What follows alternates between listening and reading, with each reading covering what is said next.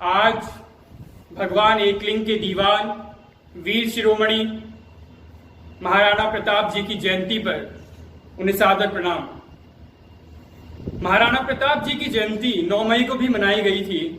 वो अंग्रेजी कैलेंडर के हिसाब से थी, अंग्रेजी तारीखों के हिसाब से थी। आज ये जो जयंती है ये हिंदू कैलेंडर के हिसाब से ज्येष्ठ शुक्ल की तृतीया को पड़ती है, जो कि आज है।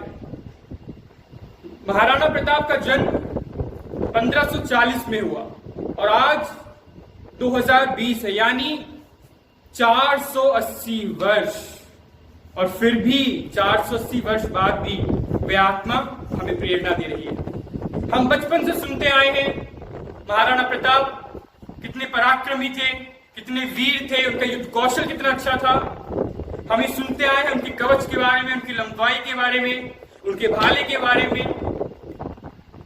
हम सुनते आए हैं कि वो कैसे रणक्षेत्र में अपने एक वार से शत्रु पक्ष को घोड़े सहित काट देते थे।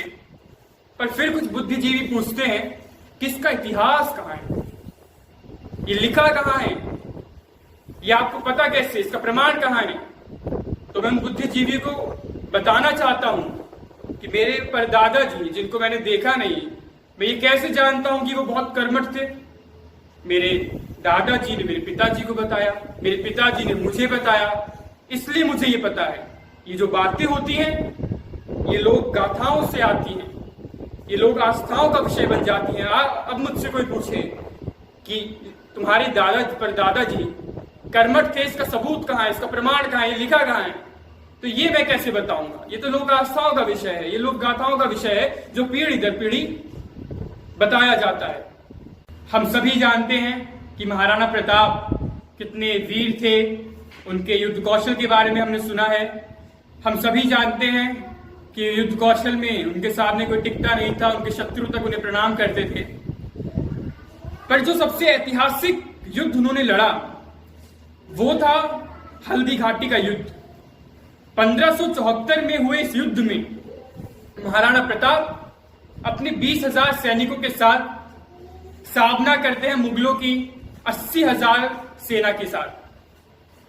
इस युद्ध के बाद मुगलों का काफी कब्जा हो गया था क्षेत्रों में, जिसके बाद कई राजाओं ने अकबर की अधीनता भी स्वीकार कर ली थी। ये युद्ध मध्यकालीन भारतीय इतिहास का सबसे बहुचर्चित युद्ध भी रहा है। राजाओं ने अकबर की अधीनता स्वीकार कर ली, काफी राजाओं ने, फिर भी महाराणा प्रताप ने अकबर की अधीनता स्वीकार नहीं की। उन्होंने अपने स्वाभिमान को आगे रखा। उन्होंने, क्योंकि उनका ये मानना था हमेशा से कि गुलामी की पकवान खाने से अच्छा है कि क्यों ना स्वाभिमान की घास की रोटियां खाई जाएं। तभी उनके बारे में मैंने कहीं सुना था, प्रलोभन थे मगर मन के नियम संयम नहीं टूटे, उमड़ती आस्था के दीप सुंदर तम नहीं टूटे, जहां पागल अंधेरों की जरा सी एक धमकी पर, जहां पर सूर्य भी डूबा वहां पर ये नहीं डूबे। महाराणा प्रताप इतने वीर थे, और बात वीरता की नहीं है, बात है स्वाभिमान की, बात है देशभक्ति की। तभी मैं, आप और इतिहास सब भूल चुके हैं कि वो कौन से राजा थे जिन्होंने अकबर की अधीनता स्वीकार कर ली थी। लेकिन आज हम सब जानते हैं, इतिहास इस बात का साक्षी बन चुका है, इतिहास में महाराणा प्रताप अमर बन चुके हैं कि अपने स्वाभिमान को बचाते हुए महाराणा प्रताप ने माणिक मणिमय सिंहासन को कंकड़ पत्थर पर लुटा दिया था।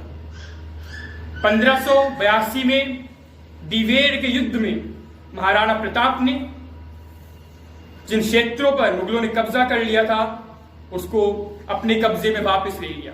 1596 में शिकार खेलते समय वो घायल हो गए और उससे वो कभी उबरे नहीं, और 1557 में महाराणा प्रताप का देहांत हो गया।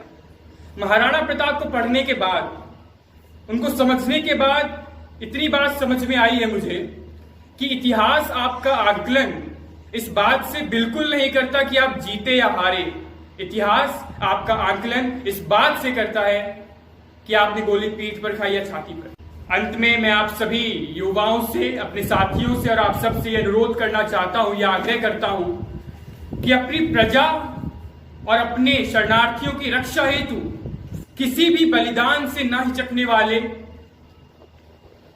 मेवाड़ राजवंश के सबसे बड़े मशाल महाराणा प्रताप के बारे में अवश्य पढ़ें, जाने समझे और गर्व करें कि हम भी उसी भारत मां के बेटे बेटियां हैं जिस धरा पर आक्रांताओं की धूल चटाने वाले शूरवीर पैदा हुए हैं।